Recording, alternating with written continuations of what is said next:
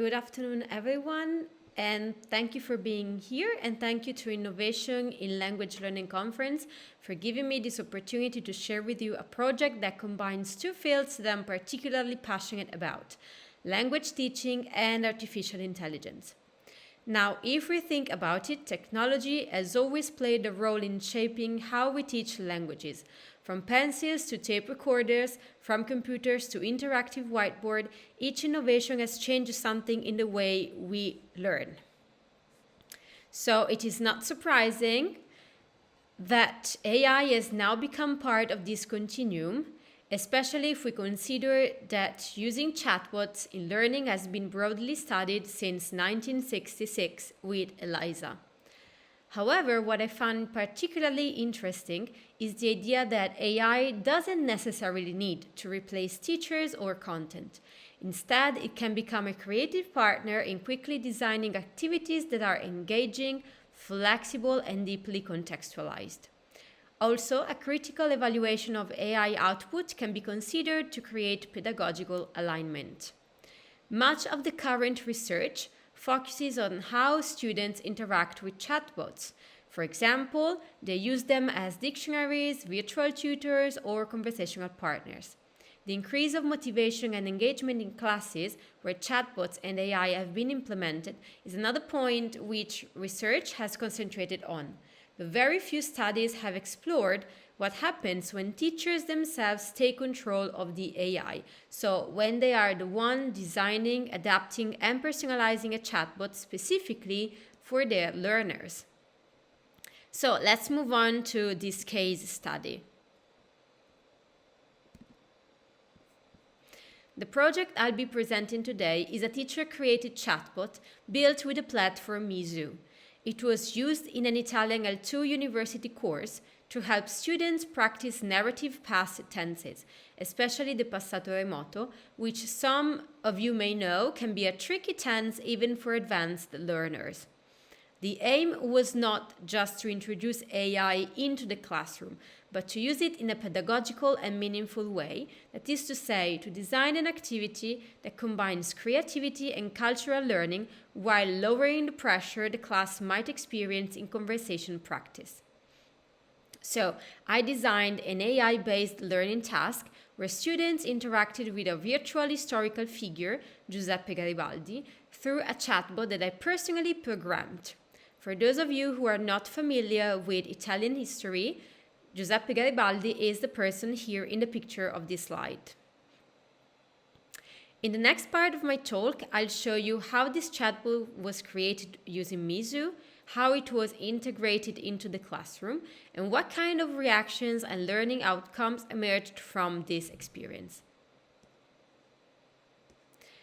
So, as I said before, this experience took place in an L2 Italian class, especially in university. The class was made of 22 international students from different parts of the world. They were all aged between 18 and 25 and mostly Russian. Their proficiency level ranged from A2 plus to B1, so they were able to communicate quite confidently in Italian, but still struggled with more complex verb forms, especially the past tenses. It is also important to note, I think, that in Northern Italy, we rarely use the passato remoto in everyday speech, so the students have very little natural exposure to it. My challenge then was to make them want to use it. So I decided to build a chatbot that would impersonate Giuseppe Garibaldi, one of the key figures of Italian unification. The choice of the protagonist of the chat was also guided by the fact that Garibaldi is a name the students could see in streets, squares, and even stations. The idea was simple. Students could interview Garibaldi and ask him questions about his life, battles, or experiences, and he would answer only in Italian past tense. So now you're going to see how the platform works and how to use it. Mizu is the platform I used to create this chatbot, and Mizu is a no-code educational AI platform, which means the teachers can design conversational agents without any programming skill.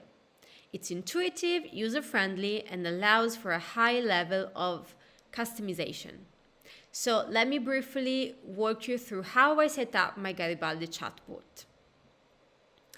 So first, I set the learning goal to help students use and distinguish between the Italian past narrative tenses, which are passato remoto, passato prossimo, imperfetto, and passato prossimo. The first thing I did, and here we can see the chat as I can edit it again.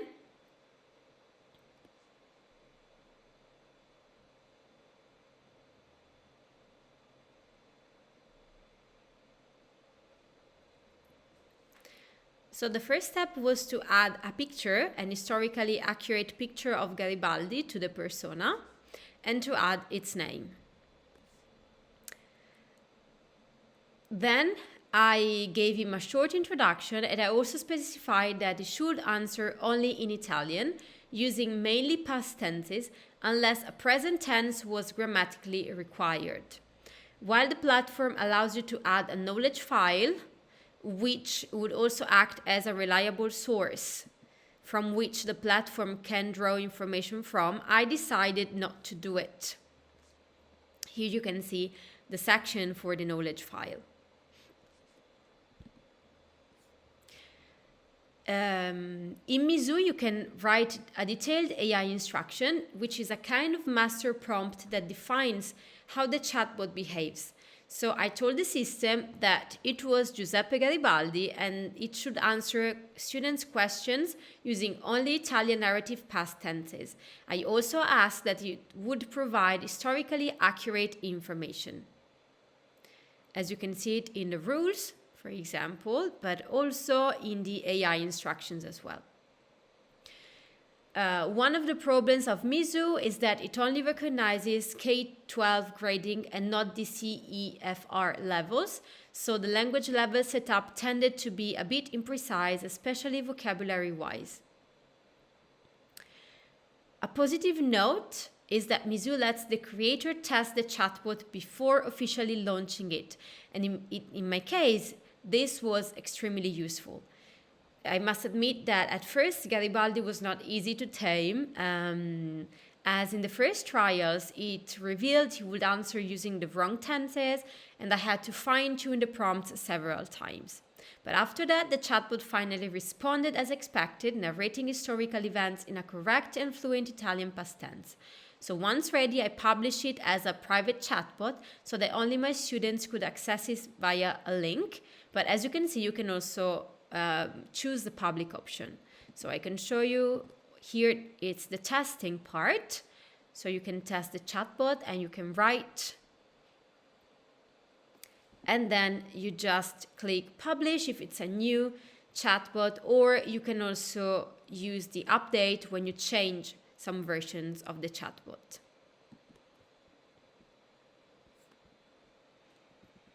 Now, how did this chatbot enter the classroom?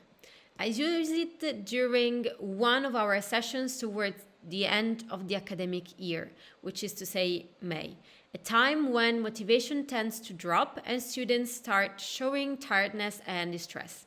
Instead of having each student use their own device, I decided to project the chatbot on the touchscreen monitor in the classroom. After the welcome message appeared on the screen, I explained the task to the class. Students would come to the desk one at a time, autonomously type their questions to Garibaldi using the passato remoto, and then read his answer aloud to the group as a way to improve pronunciation. I let the class choose who would come to the desk, and the students were invited to be as creative and curious as possible.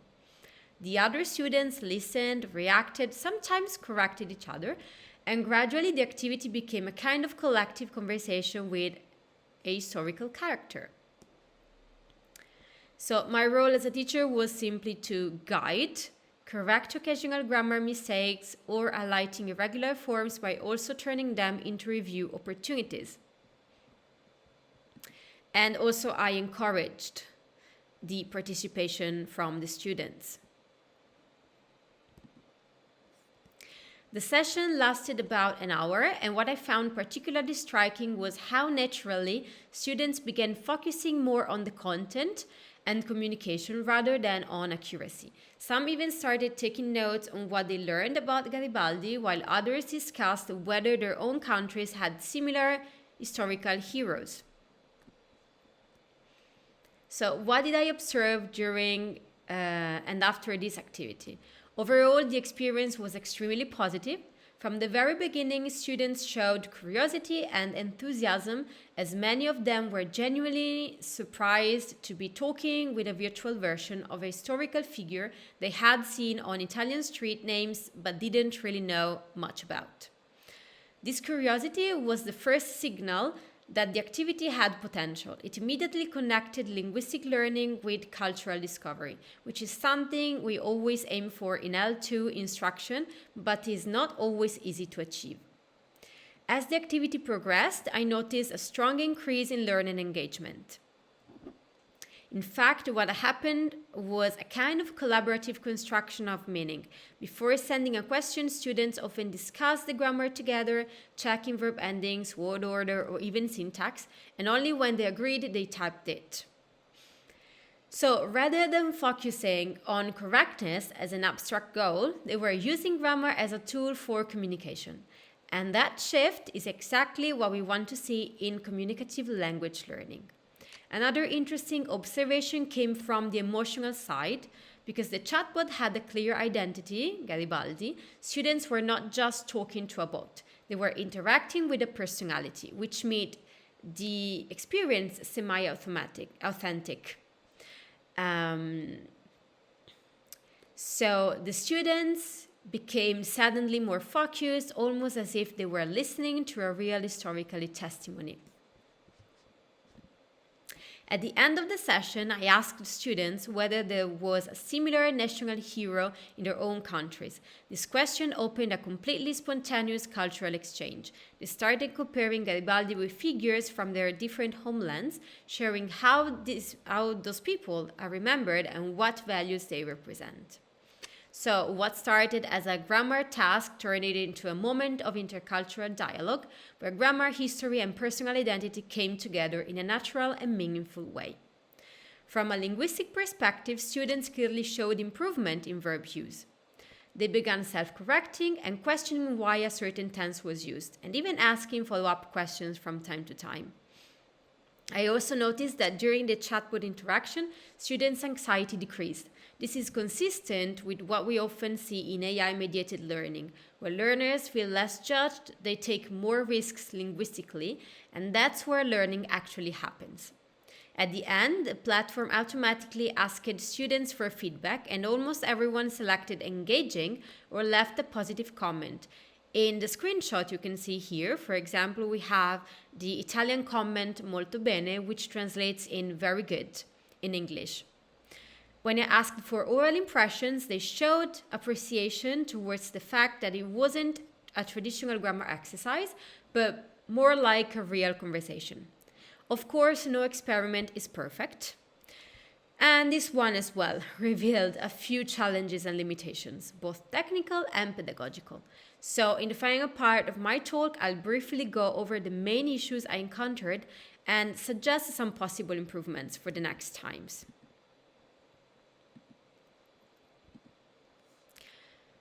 So the first challenge was related to the setup. Since I decided to project the chatbot on the touchscreen monitor rather than having each student use their own device, the interaction naturally became more collective, but at the same time less balanced, so there was a participation gap. The more confident students tended to come forward and type questions, while the shy or introverted one preferred to stay in the background. A second issue came from the nature of AI itself. In fact, chatbots are often trained to interpret meaning even from imprecise or grammatically incorrect sentences. That can become a problem in a language learning context because the chatbot may respond to an incorrect question without pointing out the mistake. For example, here I attached a screenshot where at one point a student typed a sentence that made no real sense, but Garibaldi, so the chatbot, still gave a coherent answer. While that shows how powerful AI comprehension is, it also undermines the learning moment that could have come from correction or reformulation. Another minor issue involved response time. Sometimes the chatbot took several seconds to generate an answer, which slightly disrupted the rhythm of the interaction. If I were to repeat the activity, to reduce the participation gap, I would probably create small groups or pairs, each with their own access to the chatbot. This would maintain the social element of collaboration while giving everyone a safe space to participate and produce language more freely.